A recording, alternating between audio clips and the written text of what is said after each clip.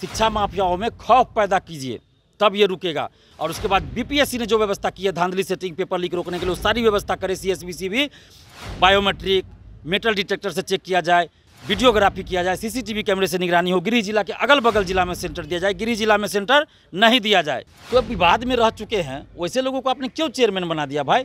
क्यों चेयरमैन? सबसे पहले इनको चेयरमैन पद से हटाइए, किसी अच्छे लोग को चेयरमैन बनाइए। ये सुधार नहीं चाहते हैं। हम 2 बार गए सीएसबीसी ऑफिस, नहीं मिले। क्यों नहीं मिले भाई?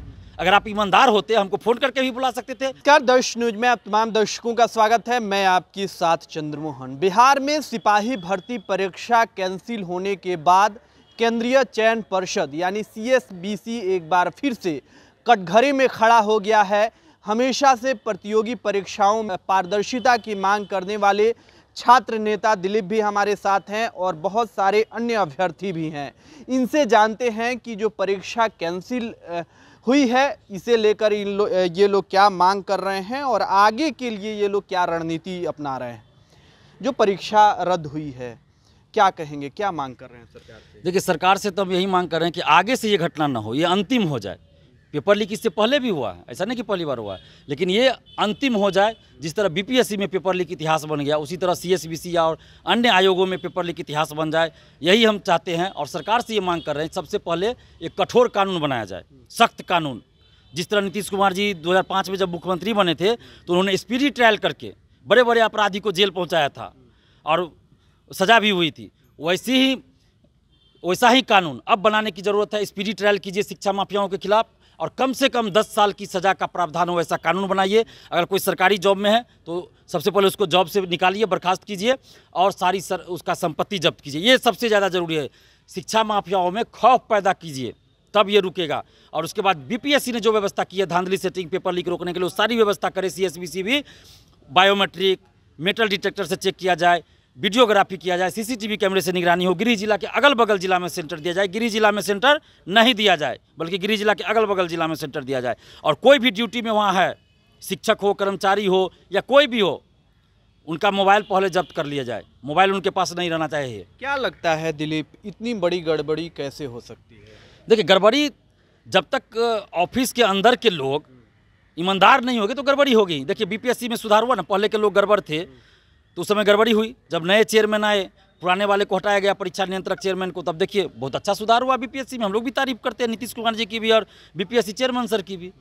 एक दिन पहले ना परीक्षा हुआ था 30 तारीख को, तो उसमें हम बीपीएससी ऑफिस में जाके तारीफ कर रहे थे नीतीश कुमार जी की और बीपीएससी चेयरमैन सर की। और एक दिन बाद 1 अक्टूबर को परीक्षा होती है, पेपर लीक सिपाही भर्ती का हो जाता है। बीपीएससी में नहीं होता है, सीएसबीसी में क्यों पेपर लीक हो जाता है? यानी कि सीएसबीसी ऑफिस के अंदर के लोग कहीं ना कहीं कुछ गड़बड़ी है, उनकी भी जांच होनी चाहिए कि क्या आखिरी दिन तक जो चेयरमैन हैं वो सफाई देते रहे कि किसी तरह की गड़बड़ी नहीं है, अफवाह मात्र है।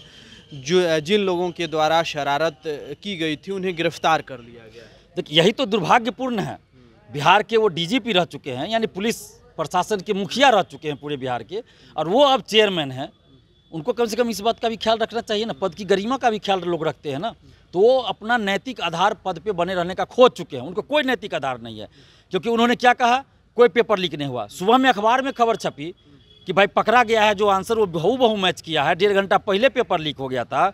और वो शाम को बोलते हैं कि कोई पेपर लीक नहीं था। अभ्यर्थी इतना पढ़ लिए थे, बहुत ज़्यादा पढ़ लिए थे, तो उन्होंने अंदाज़ा लगा लिया था कि क्या क्या आंसर होगा एग्जाम में। ये क्या तर्क दिए हैं महाराज? उनकी जो भूमिका है आप उसे कैसे देखते हैं? संदिग्ध है, निश्चित रूप से संदिग्ध है। ये वही है ना जो अभी चेयरमैन सर हैं, वही हैं जिनका नाम विवादों में आया था एक जज को लेकर कि क्या फोन उन हुआ था, पैसे की डिमांड, क्या क्या मैटर था। तो अब विवाद में रह चुके हैं, वैसे लोगों को आपने क्यों चेयरमैन बना दिया भाई? क्यों चेयरमैन? सबसे पहले इनको चेयरमैन पद से हटाइए, किसी अच्छे लोग को चेयरमैन बनाइए। ये सुधार नहीं चाहते हैं। हम 2 बार गए सीएसबीसी ऑफिस, नहीं मिले। क्यों नहीं मिले भाई?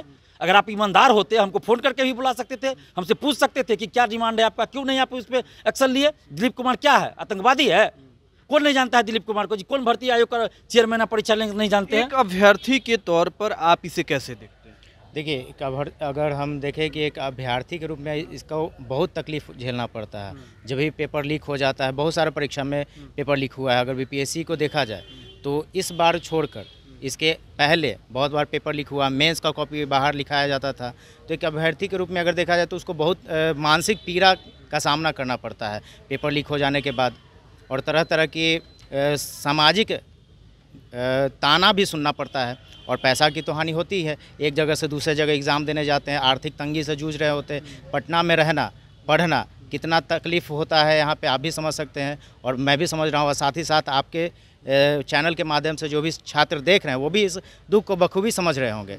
तो एक छात्र के नाते ये बहुत दुखद घटना है पेपर लीक हो जाना, और हम तो बार बार दिलीप सर के साथ आंदोलन में रहते हैं। बार बार हम कहते हैं कि इसको बंद करना चाहिए, लेकिन सरकार जो है किस तरह की कार्रवाई आप लोग चाहते हैं? देखिए, पहले तो बिहार में ट्रांसपेरेंसी बहुत ज़रूरी है। जैसे बीपीएससी जो अभी कंडक्ट कराई है परीक्षा, उसको सीएसबी से सीख लेना चाहिए। बीपीएससी से बिहार पुलिस से जो भर्ती कराती है उससे सीख लेना चाहिए, ताकि इतने बड़े परीक्षा करा रहे हैं आप, तो पहले आइंदा ना हो। अभी जो हुआ है, एक माँ बाप का एक सपना होता है कि हमारा बेटा एक मतलब जॉब करने के बाद हर चीज़ व्यवस्था दे, ताकि उस माँ बाप का जो सपना होता है उसको अधूरा कर दिया गया है। ताकि आइंदा जो परीक्षा हो उसको ट्रांसपेरेंसी के साथ एग्जाम को कंडक्ट कराना चाहिए। परीक्षा रद्द होने से अभ्यर्थियों को कितना नुकसान पहुंचा? देखिए, अभ्यर्थियों का मन काफ़ी हताहत है, और सीएसबीसी का जो चेयरमैन है उनके रवैया से स्पष्ट होता है कि उनका मनसा ही नहीं साफ है। अब ये इस तरीका से स्पष्ट होता है कि देखिए, अगर कोई भी स्टूडेंट, लोकतंत्र है ना, लोकतंत्र है तो आपको जनता से कनेक्ट होना चाहिए, और ये कनेक्ट नहीं होते हैं। विद्यार्थी अगर समस्या लेके जाते हैं तो उनको मिलना चाहिए। वो वहाँ पे बैठे हैं तो विद्यार्थियों के लिए बैठे हैं, स्टूडेंट के हितों के लिए बैठे हैं ना। वहाँ पे तो राजा महाराजा है नहीं, वो तो वो स्टूडेंट से मिलते ही नहीं है, स्टूडेंट का समस्या सुनते ही नहीं है। तो स्टूडेंट की क्या समस्या है वो उन्हें पता ही नहीं होगा, तो उसका सॉल्यूशन कैसे निकालेंगे? अभी बीपीएससी उनसे बड़ा आयोग है। बीपीएससी के चेयरमैन हमारे बिहार के छात्र नेता है दिलीप कुमार जी पारदर्शिता के साथ हर एक मुद्दा को उठाते रहते हैं, उनके बातों को सुनते हैं और उसका समाधान निकालते हैं, तो उसका सॉल्यूशन निकल जाता है।